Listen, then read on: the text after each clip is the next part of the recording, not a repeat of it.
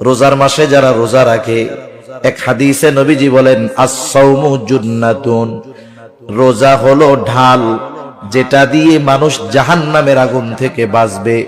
শত্রুর অস্ত্রের আঘাত থেকে যেমন ঢালের মাধ্যমে মানুষ নিজেকে রক্ষা করে, রোজাদার রোজার মাধ্যমে জাহান্নামের আগুন থেকে নিজেকে বাঁচাতে পারবে। শুধু তাই না যে রোজা রাখবে রোজাদার, নবীজি সাল্লাল্লাহু আলাইহি ওয়াসাল্লাম বলেন ইন্না ফিল জান্নাতি বাবান ইউকালু লাহুর রায়্যান, জান্নাতের মধ্যে একটা দরজা আছে যেটার নাম হলো রায়্যান। এটা স্পেশাল ভাবে শুধুমাত্র রোজাদারদের জন্য। নবীজি জানায়া দেন ওই জান্নাতের গেট থেকে ফেরেশতারা ডাকবে ফাআইনাস সাইমুন, কোথায় রোজাদারেরা, কোথায় রোজাদারেরা? শুধুমাত্র রোজাদারদের জন্য স্পেশালিটি। নবীজি বলেন এইভাবে জান্নাতের দরজা থেকে রোজাদারদেরকে আহ্বান করা হবে। এইবার যখন রোজাদারেরা ওই জান্নাতের গেট দিয়ে ঢুকে যাবে, দরজা আটকায় দেওয়া হবে, আর কাউকে এই জান্নাতে ঢুকতে দেওয়া হবে না। ওয়া ইন্নামা তুওয়াফাউনা উজুরাকুম ইয়াওমাল কিয়ামাহ ফামান যুহজিহা আনিন নার ওয়া উদখিলাল জান্নাতা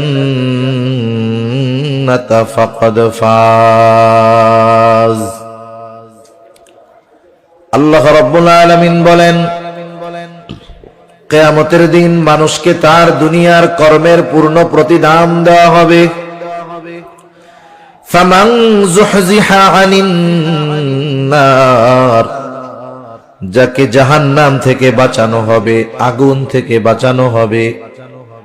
ওয়া উদখিলাল জান্নাতা ফাকাদ ফাজ, জান্নাতে প্রবেশ করানো হবে, আগুন থেকে বাঁচানো হবে। আল্লাহ তাআলা বলেন ফাকাদ ফাজ, সে সফল হয়ে যাবে। তার মানে যে জান্নাতি সে সফল, যে জাহান্নামী সে ব্যর্থ। কারণ দুনিয়ার মধ্যে মানুষের আমলের প্রতিদান আল্লাহ তাআলা কিয়ামতের ময়দানে দিবে। দুনিয়ার মধ্যে যারা নেক আমল করবে, ঈমানের সাথে থাকবে, তারা তো জান্নাতি। যারা এগুলোর সাথে নাই তারা জাহান্নামী। আল্লাহ তাআলা ব্যাপক কথাগুলোকে সংক্ষিপ্ত সারে আমাদেরকে জানায় দেন কারা জাহান্নামী, কাদের আবাসস্থল হবে জাহান্নাম।